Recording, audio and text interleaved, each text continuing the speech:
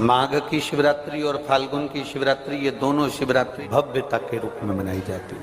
भव्यता।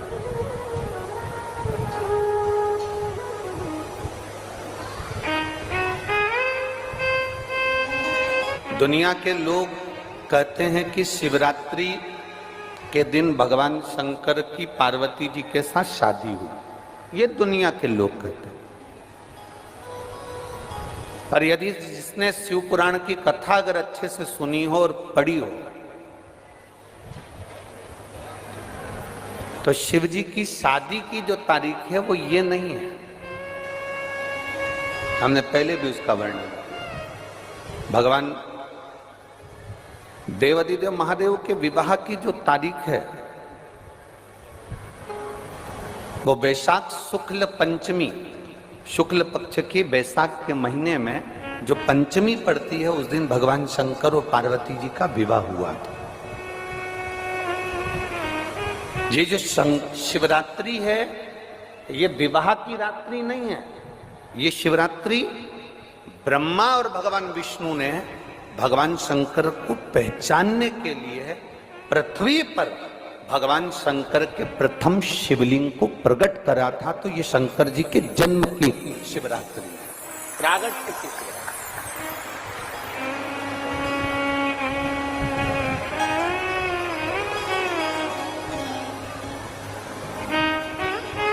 ये शिव जी के प्रागट्य की शिवरात्रि है। ये शिवरात्रि जो आएगी, माघ की शिवरात्रि, जो मूल शिवरात्रि होती है, जिस दिन शिवरात्रि के दिन भगवान ब्रह्मदेव और भगवान नारायण ने भगवान शंकर को एक पर्वत को घुमाकर उनके लिंग की आकृति, उनका स्वरूप प्रकट किया, उनका स्वरूप प्रकट किया, उनका जन्म। आपसे कोई पूछे कि शंकर जी का जन्म कब हुआ, तो आप बिल्कुल बेझटक कह सकते हो शिवरात्रि के दिन, हैप्पी बर्थडे टू यू। उसमें तुम्हें सोचना नहीं। भ्रम फैलाने वाले बहुत भ्रम फैलाते हैं। और आज इस व्यासपीठ से एक बात और कहना चाहेंगे, जिसको अपने जन्म की तारीख ना मालूम हो, जिसको अपने जन्मदिन ना मालूम हो, वो आप नियम बना लो कि आपका जन्मदिन भी शिवरात्रि के दिन ही हुआ है, पक्का। जब परब्रह्म परमेश्वर स्वयं देवाधिदेव महादेव शिवरात्रि के दिन प्रकट हो जाता है, उसका शिवलिंग, उसकी आकृति प्रकट हो जाती है। और ब्रह्मा जी ऊपर जाकर मालूम करते हैं, आकाश में बढ़ते जाते हैं, जाते जाते हैं, तो भी उनको शंकर भगवान के शिवलिंग का छोर नहीं मिलता। भगवान नारायण नीचे की ओर बढ़ते चले जाते हैं, पाताल की ओर, और उनके चरण नहीं मिलते, तब हार जाते हैं कि शंकर को पहचानना कठिन है।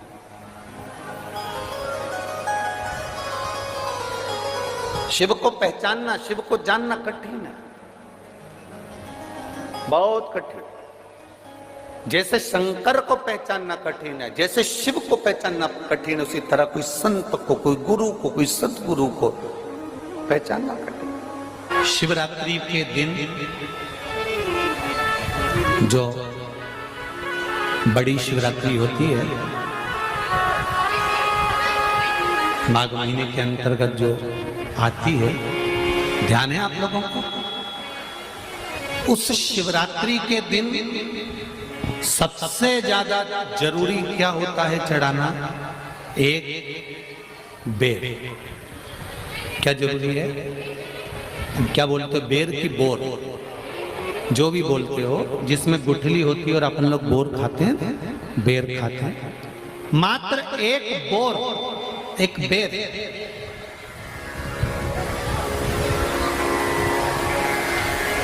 महाशिवरात्रि के दिन समर्पित किया जाता है। क्यों करते हैं?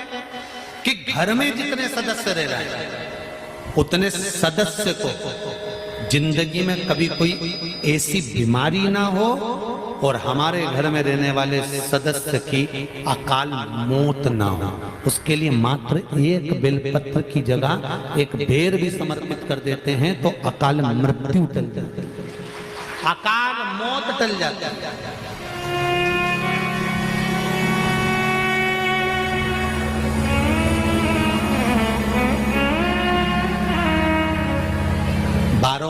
शिवरात्रि आती है, जिसको 12 मासिक शिवरात्रि कहते हैं। हम कई लोगों से कहते हैं अगर जिंदगी में ज्यादा नियम नहीं ले सकते तो एक नियम ले लो, और उसका फल क्या होता है ये मात्र 3 महीने की शिवरात्रि कर कर देते हैं। केवल 3 महीने की शिवरात्रि, ज्यादा कुछ नहीं कर सकते। हर महीने शिवरात्रि आती है। प्रत्येक शिवरात्रि के दिन 3 जगह पर दिया लगाना प्रारंभ कर दो। पहला, बेलपत्री के वृक्ष के नीचे। दूसरा, शंकर भगवान के मंदिर पर। तीसरा, आंवले के वृक्ष के नीचे। केवल ये 3 जगह पर दिया लगाना चालू कर दो। कौन से दिन? हर महीने की जो शिवरात्रि आती है, मासिक शिवरात्रि जो आती है, आप 12 महीने का नियम बनाओ कि मैं 12 महीने की शिवरात्रि का व्रत करूं ना करूं।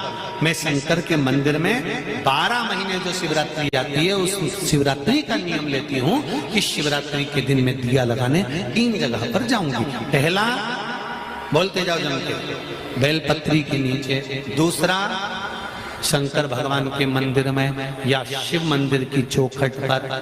तीसरा, आंवले के वृक्ष के नीचे। ये 3 जगह पर आप प्रणाम कर कर, झोली पसार कर बाबा देवाधिदेव महादेव, माता लक्ष्मी और पार्वती के नाम से दिया लगाना प्रारंभ कर दीजिए। 3 महीने की शिवरात्रि पूरी हो, ये निश्चित है अगला पत्र आपका इस जगह पर मिलेगा कि बाबा ने मेरा ये कार्य किया। शंकर जी को शिवरात्रि पे क्या चढ़ाया जाता है? कितने बेर चढ़ाते हैं? शंकर जी को शिवरात्रि पर कितने बेर चढ़ते हैं? हर शिवरात्रि का एक। 12 महीने में कितनी शिवरात्रि आती हैं? 12 बेर शिव जी को समर्पित होते हैं शिवरात्रि के दिन। काय के लिए चढ़ाए जाते हैं? एक एक बेर का क्रम है।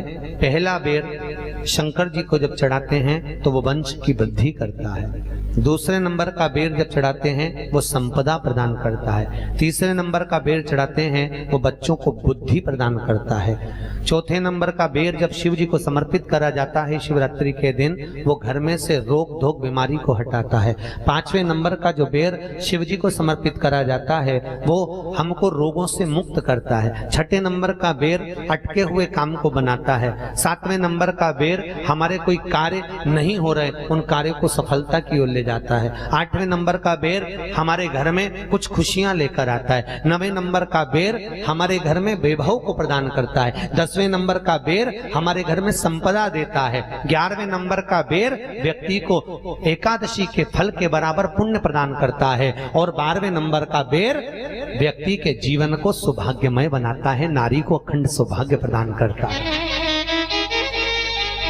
12 महीने शिवरात्रि आती है। हर महीने का एक बेर, एक शिवरात्रि का एक बेर भगवान शंकर को 12 महीने का इकट्ठा कर कर एक मूल शिवरात्रि के दिन शिव को समर्पित करना चाहिए। जीव को अखंड सुख की अनुभूति होती है, अखंड सुख। शिवरात्रि का प्रसंग कहता है अपने मन की अभिलाषा रखकर तुम्हें जो चाहिए, एक काली मिर्ची और तिल्ली के, काली तिल्ली के 7 दाने। एक काली मिर्ची और तिल्ली के, काली तिल्ली के कितने दाने?